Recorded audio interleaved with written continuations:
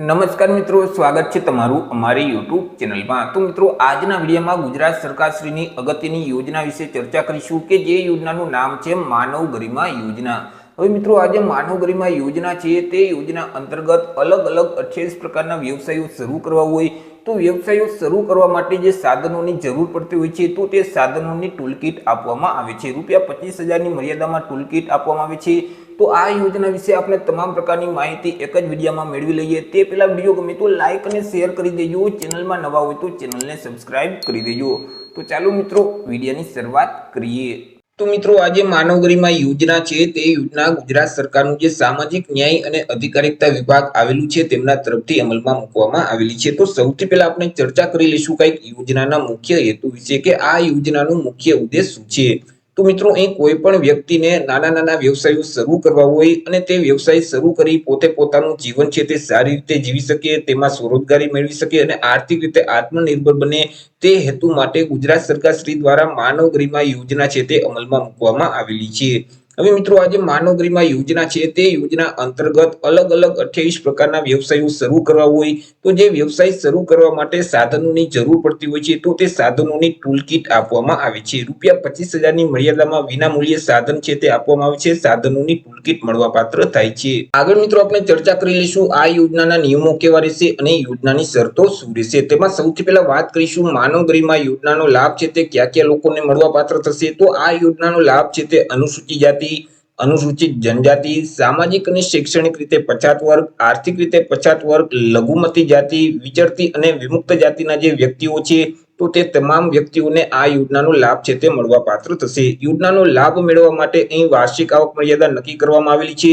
અરજદારના કુટુંબની જે વાર્ષિક આવક છે તે અરજદાર જો ગ્રામ્ય વિસ્તારમાં રહેતા હોય તેવા સંજોગોમાં ₹1,20,000 સુધીની વાર્ષિક આવક હોવી જોઈએ, પરંતુ અરજદાર શહેરી વિસ્તારમાં રહેતા હોય ત્યારે તેમના કુટુંબની વાર્ષિક આવક ₹1,50,000 સુધી હોવી જોઈએ। એ મિત્રો, જે વાર્ષિક આવક મર્યાદા નક્કી કરવામાં આવેલી છે તેના કરતા કુટુંબની વાર્ષિક આવક વધારે હશે તો યોજનાનો લાભ છે તે મળવાપાત્ર થતો નથી। આ યોજનાનો લાભ મેળવવા માટે અરજદારની ઉંમર પણ નક્કી કરવામાં આવેલી છે। અરજદાર જે તારીખે અરજી ફોર્મ ભરે છે તે તારીખને ધ્યાનમાં રાખી અરજદારની ઉંમર ઓછામાં ઓછી 18 વર્ષ અને વધુમાં વધુ 60 વર્ષની હોવી જોઈએ। જો અરજદારની ઉંમર 18 વર્ષ કરતા ઓછી હોય અથવા તો 60 વર્ષ કરતા વધારે હોય ત્યારે પણ યોજનાનો લાભ છે તે મળવાપાત્ર થતો નથી। તે સિવાય મિત્રો, લાભાર્થી દ્વારા અથવા તો લાભાર્થીના અન્ય કુટુંબના સભ્ય દ્વારા અગાઉ ક્યારેય જો આ યોજનાનો લાભ લીધેલ હશે તો તેવા સંજોગોમાં ફરીથી યોજનાનો લાભ છે તે આપવામાં આવતો નથી। આજીવનમાં કુટુંબમાં કોઈ પણ એક જ વ્યક્તિને આ યોજનાનો લાભ છે તે મળવાપાત્ર થાય છે। આગળ મિત્રો, આપણે ચર્ચા કરીશું કે જે માનવ ગરિમા યોજના અંતર્ગત અલગ અલગ 28 પ્રકારના વ્યવસાયો શરૂ કરવા માટે જે સાધનોની ટૂલકીટ આપવામાં આવે છે તો તે કયા વ્યવસાયો રહેશે તેના વિશે ચર્ચા કરી લઈએ।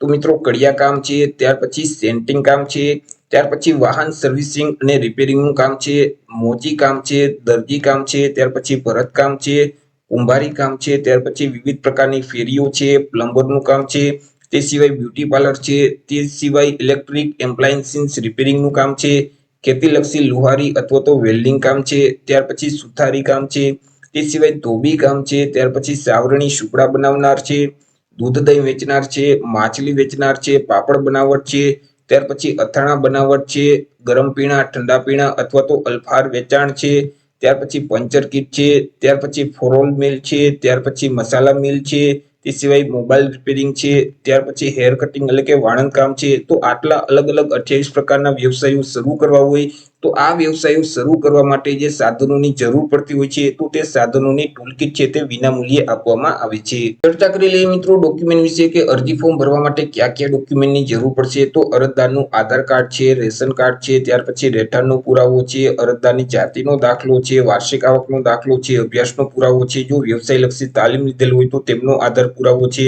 બાંહેધરી પત્રક છે એટલે કે સ્વઘોષણા પ્રમાણપત્ર છે, સેલ્ફ ડિક્લેરેશન ફોર્મ છે, એકરારનામું છે, પાસપોર્ટ સાઇઝનો ફોટોગ્રાફ છે અને બેંક પાસબુકના પ્રથમ પાનાની નકલ અથવા તો રદ કરેલ ચેક છે।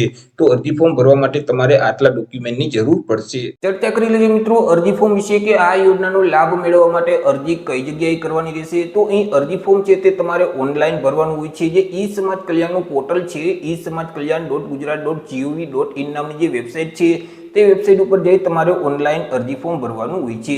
મિત્રો, વર્ષ 2023માં જે અરજી ફોર્મ છે તે એપ્રિલ મહિનામાં શરૂ કરી દેવામાં આવેલા હતા। પરંતુ આ વર્ષે કદાચ ઇલેક્શનના કારણે અરજી ફોર્મ છે તે જૂનમાં શરૂ થાય અથવા તો તે પહેલાં પણ અરજી ફોર્મ છે તે મંગાવી લેવામાં આવશે. તો મિત્રો આગળ આપણે જે ડોક્યુમેન્ટ જોઈએ એટલા ડોક્યુમેન્ટ તમે તૈયાર રાખજો, કારણ કે મિત્રો અહીં અરજી ફોર્મ ભરવાનો જે સમયગાળો છે તે ટૂંકો આપવામાં આવતો હોય છે. 10 થી 15 દિવસ જ આ પોર્ટલ છે તે ખુલ્લું રહેતું હોય છે. જ્યારે મિત્રો વર્ષ 2024માં ઓનલાઈન અરજીઓ મંગાવવામાં આવશે એટલે ફરીથી આપણે એક અલગથી વિડીયો અપલોડ કરી દઈશું. તો આશા રાખું છું વિડીયો પસંદ પડ્યો હશે. વિડીયો પસંદ પડ્યો હોય તો લાઈક અને શેર કરી દેજો. ચેનલમાં નવા હોય તો ચેનલને સબસ્ક્રાઇબ કરી દેજો. ફરી મળીશું એક નવા ટોપિક સાથે એક નવા જ વિડીયોમાં. ત્યાં સુધી જય હિન્દ, વંદે માતરમ.